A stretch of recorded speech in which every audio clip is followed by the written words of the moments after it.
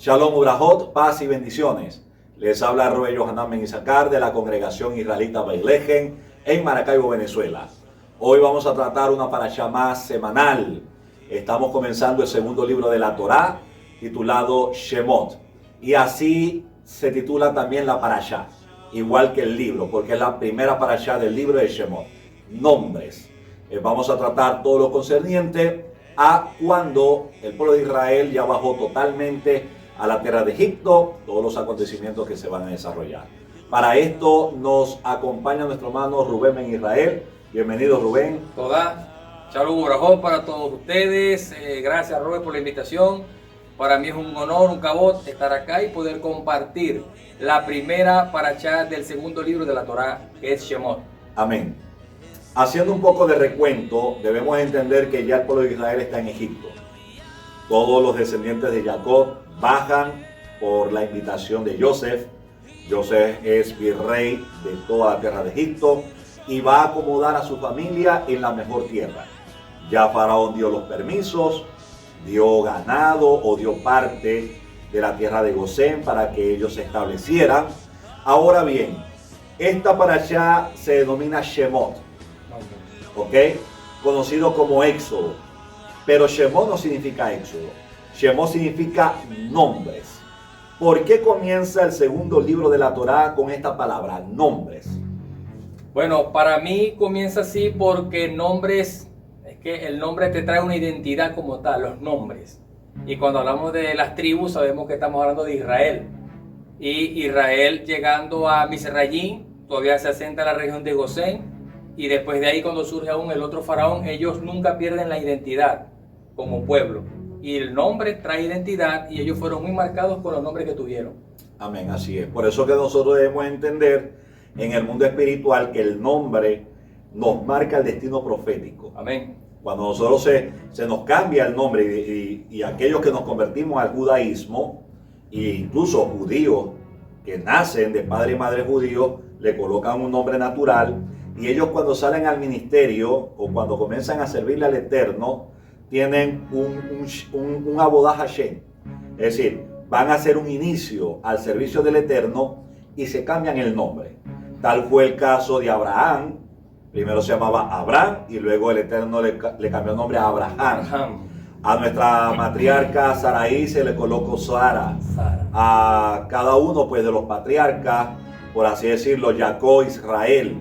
Ahora vemos que los nombres marcan el destino profético de la persona.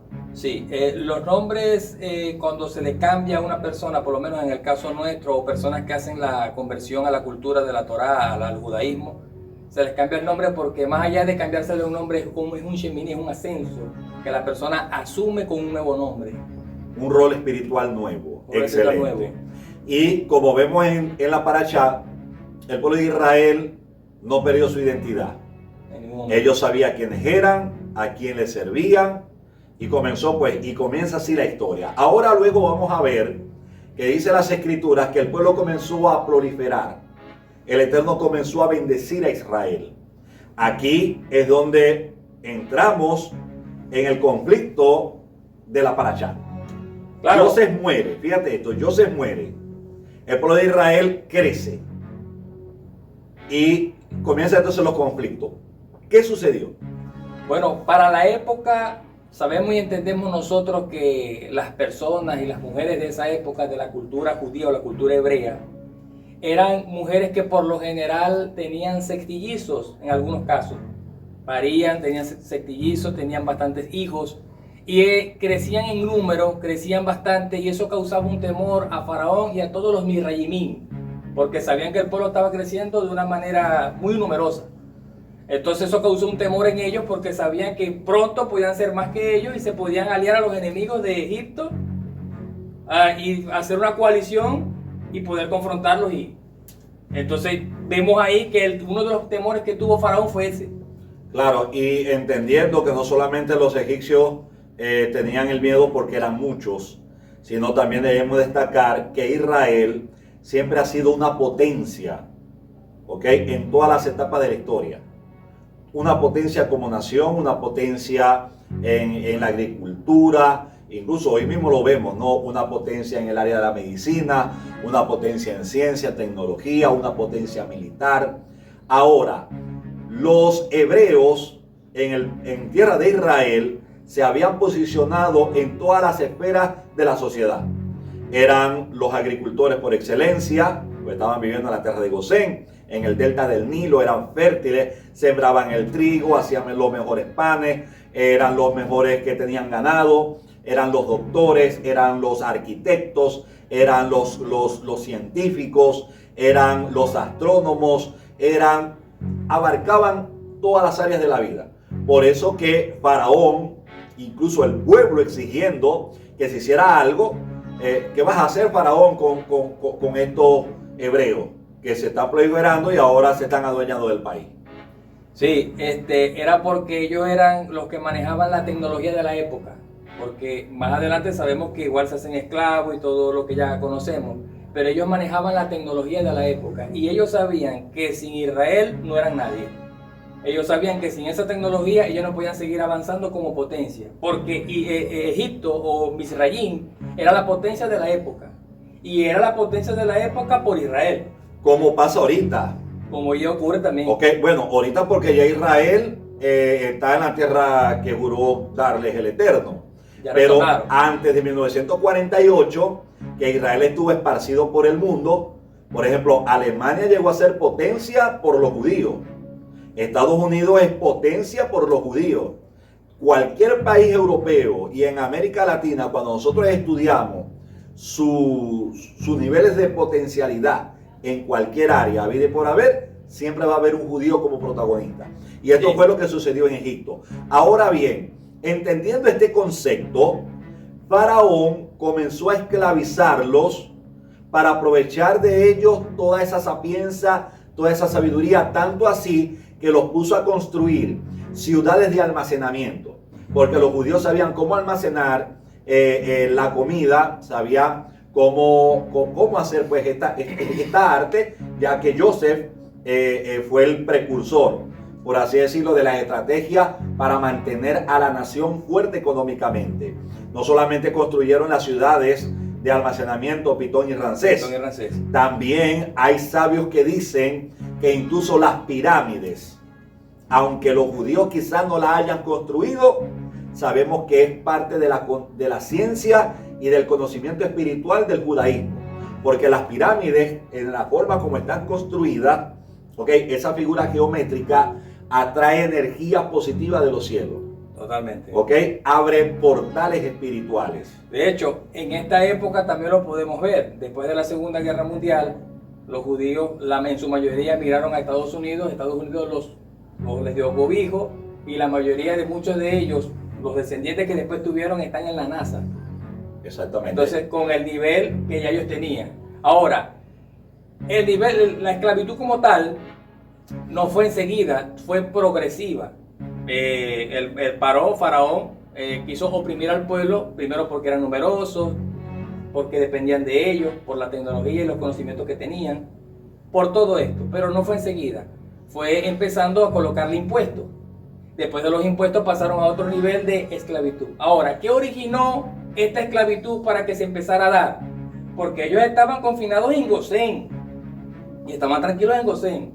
El Midrash dice que el pueblo de Israel empezó a congraciarse con los Misrayimín, con los egipcios, tanto fuera de Gosén como dentro de Gosén, cuando les dieron también cobijo a ellos. Eso causó, a pesar de que no perdieron la identidad, porque nunca la perdieron. Pero debemos entender algo. Aunque ellos no perdieron la identidad, aquí dice las escrituras claramente que los patriarcas murieron. Y los patriarcas eran el pilar espiritual de todo el pueblo. Y ellos se inspiraban en los patriarcas para no caer nunca en nada. Por eso entonces debemos entender que cuando el líder falta, entonces ahí el pueblo se debilita un poco. Por eso que siempre espiritualmente el pueblo tiene que estar liderizado. Murió todos los patriarcas, Yehudá, Shimeón, Leví, Gad, todos, el mismo Joseph. Y cuando ellos mueren, pues de repente hubo un poco de tambaleo espiritual. Por eso que tenemos que tener cuidado en asimilarnos a las cosas del mundo o dejar que el mundo quiera entrar en nuestras vidas, porque podemos atraer un rigor del cielo. Un rigor del cielo. Ellos no entraron 100% a congraciarse con el pueblo de Egipto, pero sin embargo tuvieron ese rigor, tuvieron ese juicio que Paró empezó a ponerle en ellos impuestos y castigos, y después lo que es la esclavitud completa, hasta ponerlos a fabricar Pitón y Ramsés. Totalmente. Luego, dice las escrituras que se levantó un faraón que no conoció a Joseph. Algunos dicen que es el mismo faraón, pero que fue obligado por el pueblo a ya no tener consideración con los judíos por lo que Joseph había hecho, porque ya mucho tiempo habían pasado. Otros dicen que es otro faraón de otra época, que es lo más lógico, que fuera un faraón de otra época. Ok, este faraón comenzó a oprimir al pueblo de Israel. Como dijiste, impuestos, pero ahora se hace una ordenanza de matar a los niños varones en el momento del nacimiento y dejar a las niñas vivas.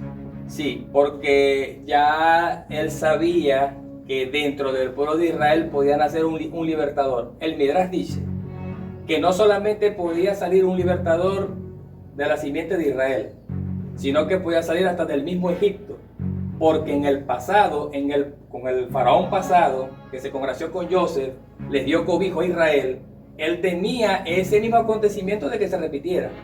Entonces el temor era para todos los varones, era unánime, tanto de Egipto como de Israel.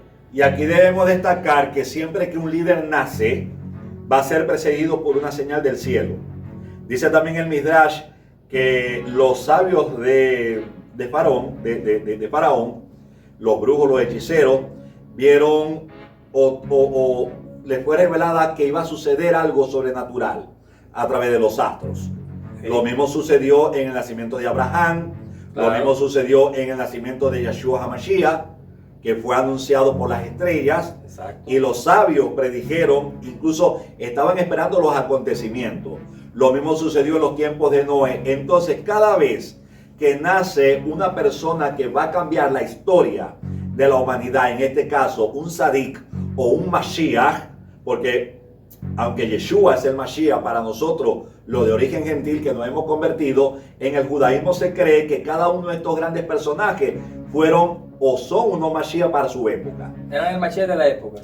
Si hablamos de un libertador, estamos hablando de una especie de un Mashiach. De un Mashiach. Eso lo vivieron ellos para la época porque ellos ya lo habían visto. Y Moshe, los sabios se lo habían dicho. Moshe era un Mashiach. Entonces ahí el faraón, para impedir el nacimiento o que ese libertador creciera, manda a matar a todos los niños varones, que nacieran. A todos los varones. Y dejando vivas a todas las niñas. Ellas podían vivir. Y bueno, es una tipología del Mashiach porque sabemos que cuando se habla de un libertador, es nada más y nada menos una persona que va a sacar en libertad a un pueblo que está siendo oprimido por ese faraón. Y él tampoco lo iba a permitir porque, como dijimos al principio, es un pueblo del cual yo dependo.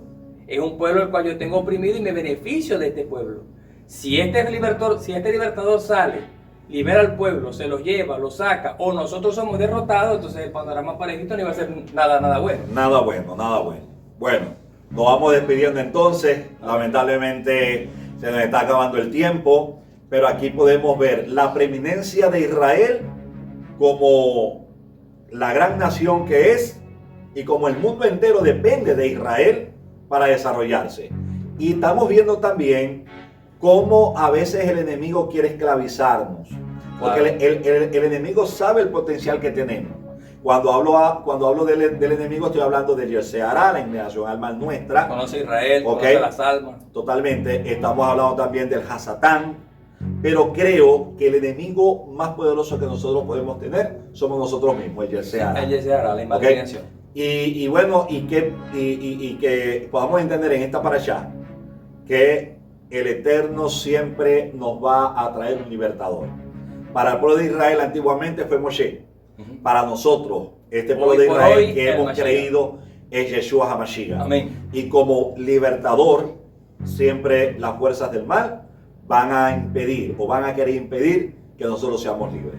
Entonces, en esta primera parashá Shemot, que no perdamos nuestra identidad, que sepamos quiénes somos, a dónde vamos y que esperemos esa obra redentora de aquel libertador que viene a traer paz y bienestar a nuestras vidas. Amén. Que el santo bendito sea, nos bendiga poderosamente. Amén. Nos despedimos, Rubén. Toda Rabá. Bueno. Shalom Brajot para todos ustedes. Bendiciones.